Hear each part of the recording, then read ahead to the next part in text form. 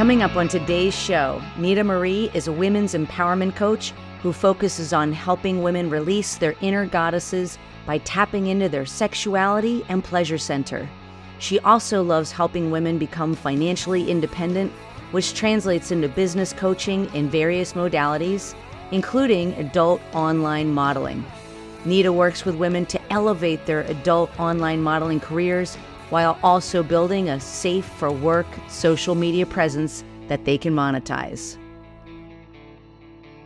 Welcome to Loving Without Boundaries, where we hear inspiring stories, share actionable advice, and talk about the challenges and the joys of ethical non-monogamy and polyamory.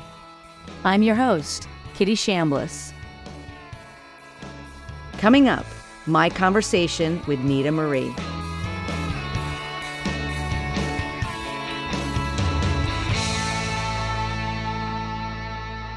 Welcome back to Loving Without Boundaries, where I am really excited to be here with Nita Marie.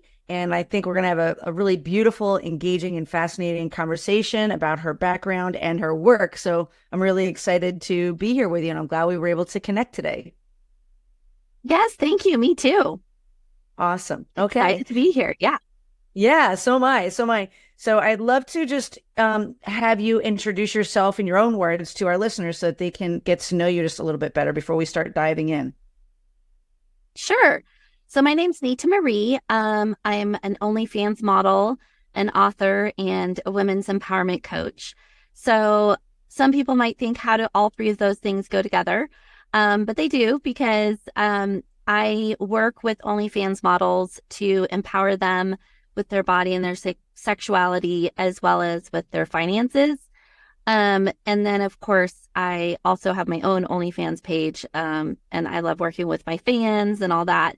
So I decided to write a book just about my story, because I really came from being a Christian, conservative businesswoman to kind of stepping out of my comfort zone into OnlyFans after my divorce, and just really was able to rediscover my own empowerment through being part of OnlyFans.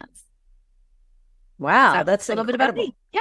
Yeah, no, that's really incredible. I think you're probably the first OnlyFans model I've ever spoken to. So Oh, yay, that's so exciting. It's a first for everything. So I think you're the first one for that. So one thing that I like to, are you okay talking a little bit about your background and what eventually led you to this path?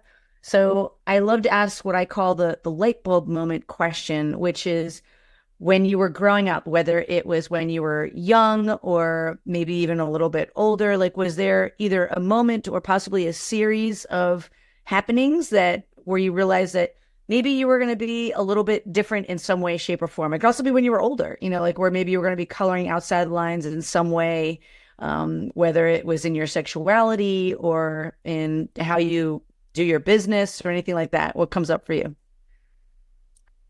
Yes, I actually talk about this in my book, because at a very young age, I was naturally attracting sexual attention. And I didn't really know what to do with that, because it wasn't like I was purposely trying to do it. I just was naturally doing it. And I remember, wearing a short skirt one time. It was in third grade. And I felt like I looked pretty cute, I was like feeling pretty good about it. But then feeling shame from the teachers or, the other people in power, saying that the skirt was too short, or, that I looked kind of like a slut, stuff like that. So that kind of started fairly young, like even in third grade. And so I think for most of my life, I've really struggled with how to balance being pretty and being sexual, and not just being sexualized all the time. Mm-hmm. Wow. So that's incredible that it started that young. Was that, if you were in third grade, that means you were like 8 years old. So it's not even like you were developing puberty at that time, or were you? It was Right. more just because. I don't think I was developing puberty. I think it was just, that I looked still cute, and in some eyes, maybe I looked sexual. But even younger than that, I remember feeling very sexual. Like even in probably first or second grade, I remember feeling very in tune with my sexual organs, like feel it, Mm-hmm. just kind of being aware of it, where maybe other kids weren't really aware of it. I've always been very aware of my, vagina, and just feeling like I had a lot of connection there.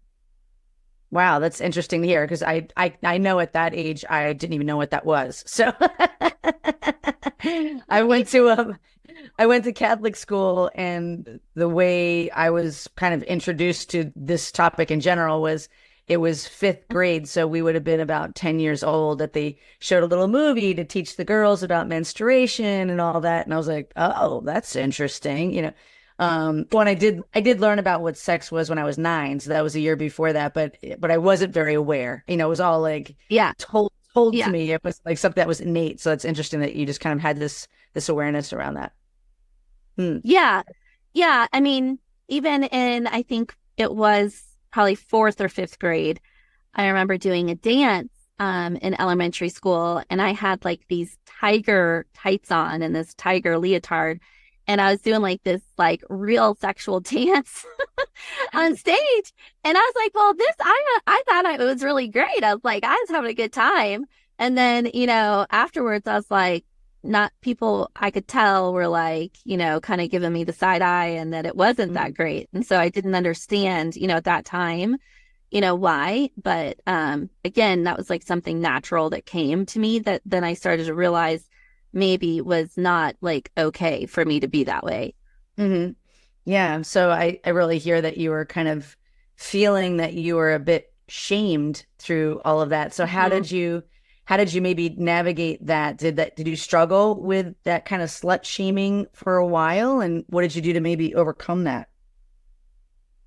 Yes, I did struggle with that, but it wasn't really conscious at first. It wasn't until I actually had a bad sexual experience with someone. I was on a date, and he started to do things to me that was not comfortable. And I had experienced similar situations in the past, but for some reason, this particular situation really triggered me. And I had somewhat of an out of body experience because I remember not being able to tell him no.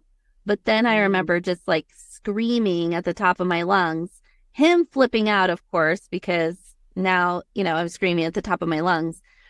And that was like the beginning of this real like mental break that I talk about in my book as well, Mm. that I then had to go into like I think it was like I was like 16 at the time. I had to go to just kind of the mental ward of the hospital for a couple of weeks, be evaluated, and that's when it kind of had come out that there was some sexual abuse in my background, but it was, I think, a culmination of a lot of things. It was probably the sexual abuse, but then also me not knowing how to handle the sexual attention I was naturally getting from guys, and then being shamed for having that, and then not being able to handle my own sexual feelings. So it's just like a perfect storm of freaking out. Mm. Um, So- so yeah, And that was when you were about 16 years old. Yeah. yeah. So was there, that sounds like it was really challenging, and especially for such a young woman. Mhm. How were you received in, like, maybe 'cause there's a lot of, peer pressure and we're worried about what other people think around that age. When you came out of that 2 weeks of the mental ward, how were you received by your peers, or what were some of the things you had to navigate at that time? Well, it was a very stressful time in my life because my like little mental break happened at my dad's house. So my parents had split. So it was during a weekend that I was visiting my dad. So my dad at that point felt like it would be a good idea for me to start living with him instead of living with my mom. And that was actually even like more traumatizing, really, because I was going through this big crisis in my life. And then the one person that was like constant, my mom, I was now not living with. So then in the middle of the year, I moved to a different school, a different house, had to make new friends, and just kind of had to be in this place that was really uncomfortable while I was still trying to figure out myself. Had to start going to therapy, all that was kind of crazy. Mm-hmm. Wow, that's a lot. But I'm curious, how do you think everything that you've gone through when you were young, how do you think that feeds into who you are today? Because I mean, you're teaching women's empowerment, so that's pretty amazing. Yeah. Yes, yes. Well, I think that every challenge I've had obviously has helped me empower women, but it wasn't really until I got my divorce that I owned my power, because I think growing up all of this time, there was still a part of me that was very scared to be myself. And so I didn't really come into that until I went through my divorce in my early 40s. But even looking back at that particular situation, I also struggled with an eating disorder, because when I was in this new school, new house, new situation, my body was starting to fill out more. I was starting to get more curvy.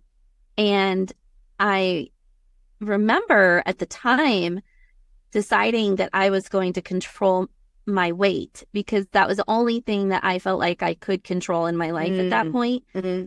And so I really spiraled into having an eating disorder that I struggled with for like the next 5 years until I was about 22, 21.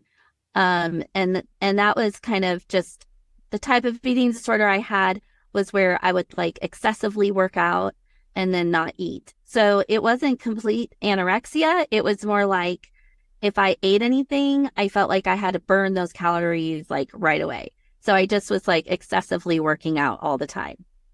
Mm-hmm. So that was really challenging too. But I think it was just a way of me trying to, again, escape myself and escape who I really was. Mm-hmm. Thanks for just your vulnerability in sharing your story. I'm sure a lot of people will resonate with what you're sharing here. I'm curious, what helped you to move away from that eating disorder? Was it like an epiphany, or did you work with an individual or a therapist, or what helped you to get to the other side of that? Well, for me, in my story, almost every situation that I've met crisis with, it's always been God that's gotten me out of it. It hasn't been necessarily like one therapist, or hasn't been like, a program or anything like that. It's always been God. And that's one of the reasons why my faith is so strong, because God has been the one that's gotten me like out of all of it. So when I was in the middle of my eating disorder, I remember that I had worked so hard that day and I hadn't really eaten, that I couldn't stop my heart from racing. So my heart was like racing. And that's a danger of people that have anorexia, is having heart attacks, because they're under so much pressure, like their body is under so much stress all the time. So I remember going home after being out all day and doing all this physical activity and not being able to slow down, and my heart could not like stop racing. And I remember like laying down and putting my hand on my heart and being like, oh my God, please help heal me from this eating disorder. And after that, it was like, it was gone. Wow. Yeah. That's It was amazing. crazy. Yeah. Yes. It's like, yeah, it was crazy. I was like, after that, I stopped worrying about what I was eating. I stopped worrying about how much exercise I got. I started eating anything I felt like I needed to eat, and it just like went away. So it was a miracle. That's amazing.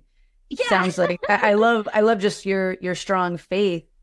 What I also get Yeah. from that story is that in some ways you healed yourself, maybe, by making that Yeah. decision, and also by reaching out for help. In that case, it was reaching out for help to God. That's really an incredible Yeah. story. Yeah. Yes, yes. So I'd love to hear a little bit more about, you mentioned that you got divorced in your early 40s, like around, I'm curious just when you roughly got married and just anything you'd like to share about that that is relevant to, our discussion here about how you got to where you are now. Yeah. So I did get married in my early 20s. Well, we got married when I was 26. We met when I was 24. But I realized that because I was very used to sexualizing myself and getting attention sexually, that's how I got this particular marriage. And I realized that he very much wanted kind of a trophy wife because obviously I was a young, blonde, pretty girl that was very nice and kind of just did whatever he wanted me to do. And so then after we got divorced, or not after we got divorced, after I got married, I had recently started Mary Kay. So I recently had started my business with Mary Kay Cosmetics, and um, I had only been working my business for about, I don't know, a year when we got married. But I think he always thought that I was going to kind of stop doing it. He didn't realize Mm. how motivated I would be with it. And I didn't realize how motivated I would be with it. It's almost like this like new person came out because I found something that I could channel my energy with that was really fun, productive. I was meeting new people. I was making money. I was rebuilding my self-esteem after going through my eating disorder, and I had been in another previous bad relationship before my husband. And so I was at a point that I was really motivated with my Mary Kay business, and he did not like that. And so it was pretty much the beginning of the end of our marriage, like that first year, because Oh, I okay. think he realized, oh crap, like I married a really motivated person. I wanted her just to be like, this trophy wife that would just be at home, make me dinner, hang out with me, watch movies on the couch, you know, and not do what she's doing now, which is building a business. And as you know, anytime you're building a business, it's a lot of work the first couple of years. It's a Mhm. lot of blood, sweat, and tears, and you're not spending that much time with your family. And so he just wasn't ready for that. So that really caused a lot of contention, and it just kind of went from bad to worse.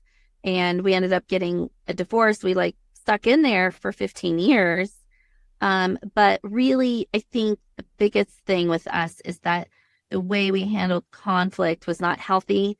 And it didn't end up being abusive verbally and emotionally to me because I was never able to fully be valued for who I was. And so that was a lot for me to have to recover from as well. After my divorce was just to recover from some of that verbal, abuse for feeling like I wasn't good enough, that everything I did was not good enough. Even though I was earning pink Cadillacs, I was earning lots of money with Mary Kay. I was one of the top people in Mary Kay.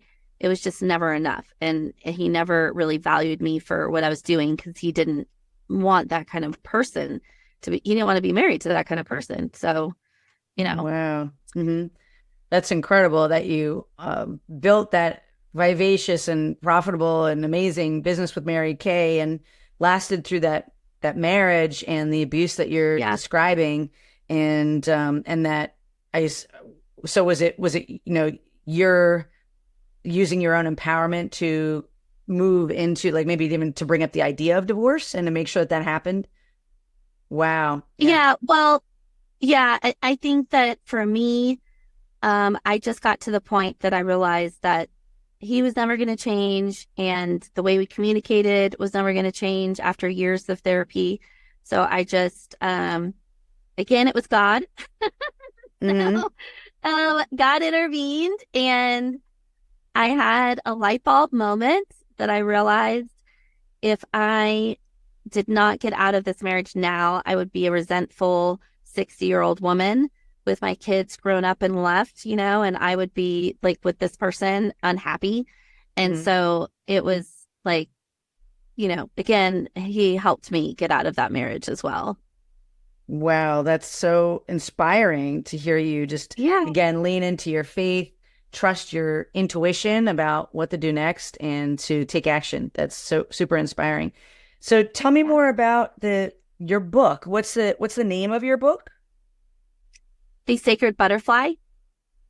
I love it. So when did you get the idea, the germ of the idea to write The Sacred Butterfly? So the Sacred Butterfly comes from inspiration from my biological dad, and then also the idea of the butterfly being your vagina, and how a lot of women aren't connected to their vagina for multiple reasons.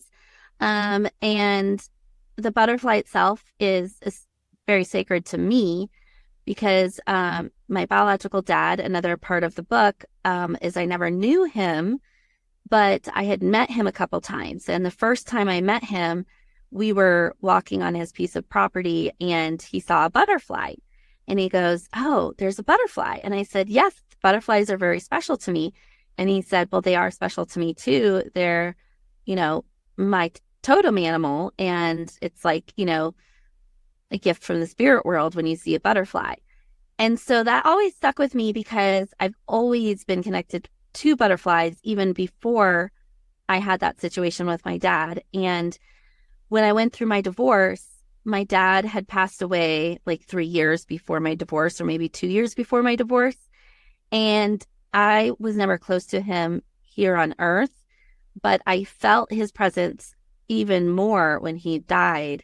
So I really feel like he had intervened for me, also during that time that I was going through the divorce, because I know I would have never left my ex-husband if it was just for me. Like it had to be multiple things that happened at once for me to fully leave him, because I always justified the arguments. I always justified, Mm. the verbal abuse, all of that, because verbal abuse is really hard to put your finger on because you can't see the wounds, you can't see the pain, but just yelling at someone actually is hurting them. Even if you're not like calling them names, if you're not doing all that, like yelling at someone does actually physically hurt someone's energy, and it hurts their soul.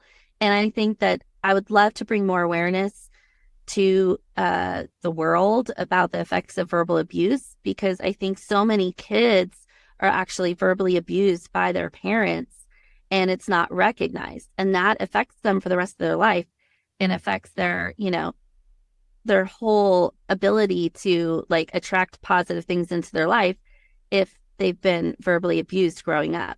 It's just Mhm. being yelled at by your parents, is abusive. Regardless of whether or not we're recognizing it, like being yelled at is abusive, regardless of what is going on at the time. Mhm. Yeah, I'm really delighted that you are bringing a spotlight to this important topic. And I can definitely attest to the fact that I experienced some verbal abuse when I was growing up.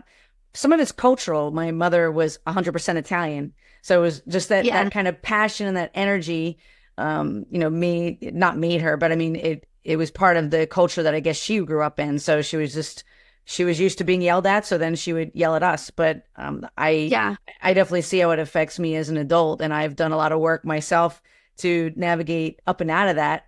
But it does make me also just hypersensitive to if somebody is Yeah. raising their voice or just even posturing. Like even just somebody's body language can freak me out. But I appreciate you Yeah. noticing that. Yeah. PTSD. Yes. Mhm. Yes, definitely.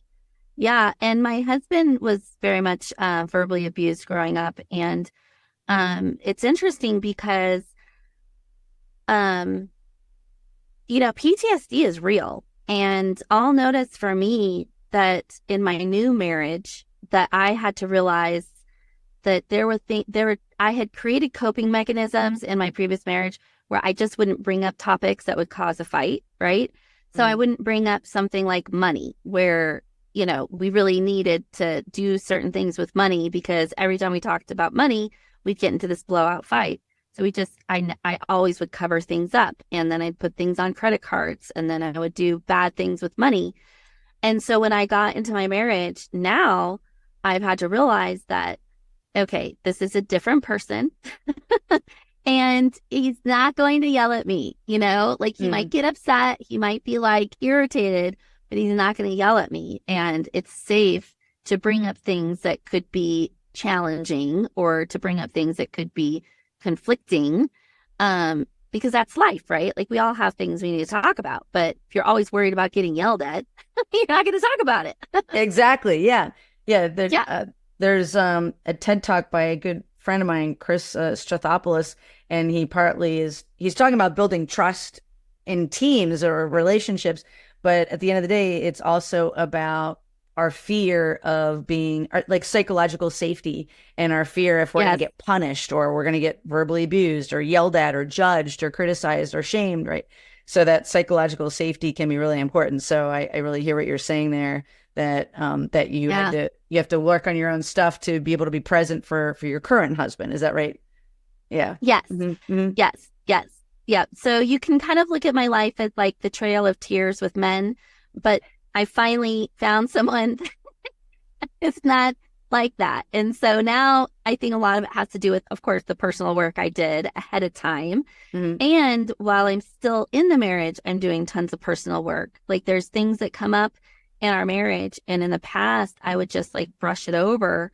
But now it's like, no, we've got to talk about this. We've got to process this now before it becomes an issue later, and before it just spirals into a huge issue, we need to face it now. So I'm way more of like a proactive person now instead of just kind of hoping it goes away. Beautiful and very inspiring for, I'm sure, other people as well.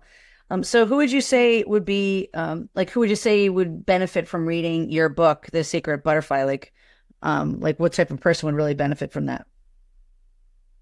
I would say that there's 3 types of people. There's one would be the woman that just wants to get more in touch with her sexuality and her body, and also wants to become more aware of her dynamic with her significant other, and whether or not it's healthy, and to kind of work on her own self-esteem and her own process with her body.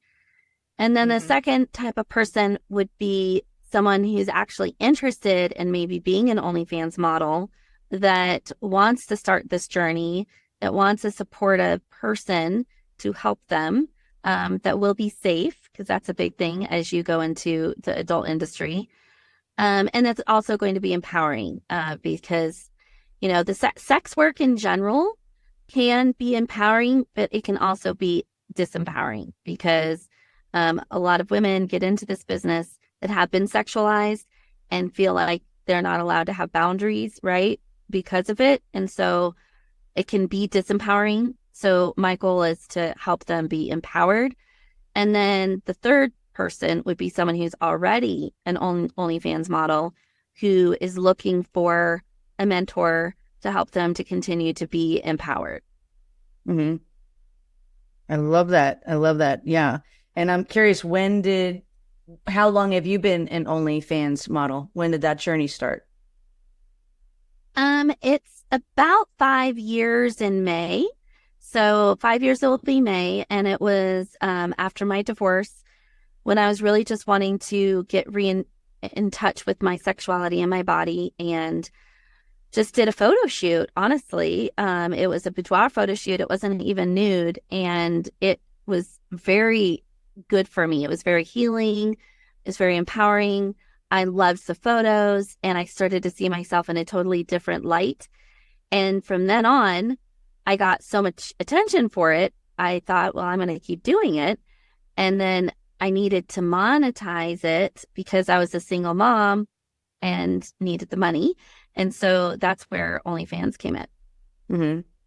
And what would you say are some of the great things, or maybe things that surprised you about being an OnlyFans model versus things that maybe were, not so great that you had to learn how to move through?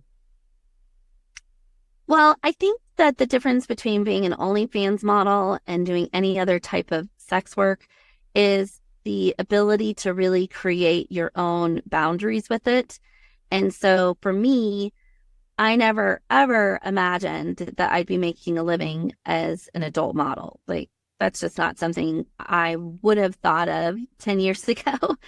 I would have said, no, I'm going to be a Mary Kay national sales director. But Hmm. what I found was that OnlyFans is very empowering because if you don't like what someone's saying online, you can block them, right? You don't have to keep talking to them. You get to set your prices. You decide how much you charge for things. You decide what you choose to do. So you can choose to not do content with other people. You can choose to do content with just other girls. You can choose to do content that is just with your husband or just with your spouse. I think that there's just such a wide variety of things that you can do that you get to choose, that it's way different than any other, a sex work industry where maybe you're kind of forced to do certain things. Hmm.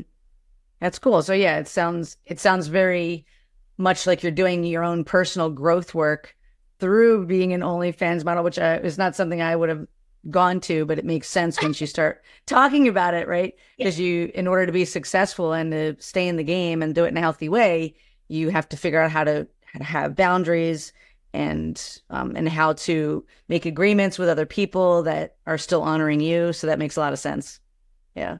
Yeah, and it's really not that easy. Like when I coach people when they're just getting started, sometimes they might think that they want to do content with other people, and then they go and do it, and they're like, oh, I really don't like that. I'm just going to do this. And I have some people, I also branch out into YouTube and social media influencers. So I have some people that come in and they're doing their OnlyFans, and then they realize they're actually really good at making content in general. And so then they also branch out into YouTube, creating other social media content that they can monetize. So that's pretty exciting for me to see too, that it just helps people see overall that they can be successful in like multiple different ways. Hmm. Well, congratulations on your successes. That's Thank you. awesome. So, is there anything that you would like to share with our listeners that might be either a question I didn't ask you or anything else that you wanted to discuss or talk about?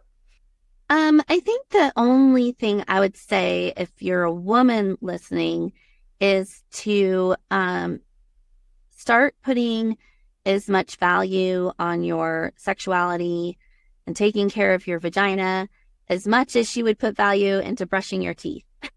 That's powerful. And something to think about. Do you have any quick suggestions on how to do that?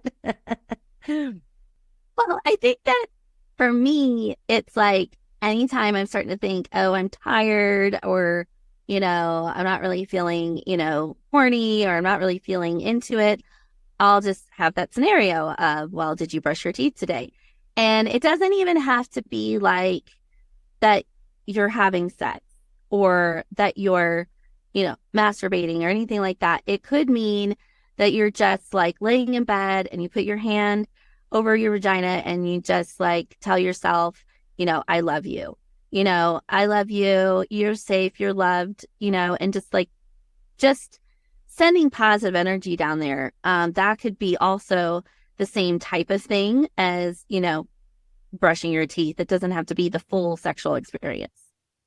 That was beautiful. I'm glad that you shared that. Yeah, Reminds me of you're a book welcome. that, yeah, it reminds me of a book that I read that's literally, I forget the exact name of it, but maybe we'll put it in the show notes. But it's just all about honoring your vagina. And it was Right?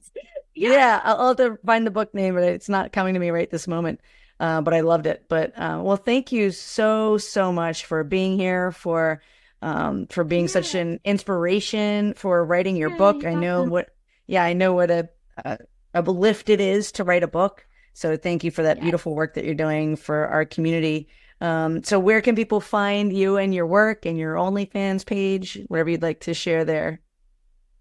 Yeah. So they can go to my website, nita-marie.com, or they can go to my Instagram, which is love_Nita Marie. Awesome. So, Okay. and you can also, you can Google Nita Marie OnlyFans, and a lot of articles come up too. Okay. And your book, is that on your website, but is it also on Amazon or anywhere else?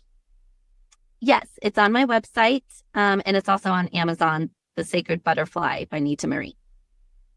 Beautiful. Okay. Well, I'm super excited for all of your success. Thank you for sharing your story and inspiring us all.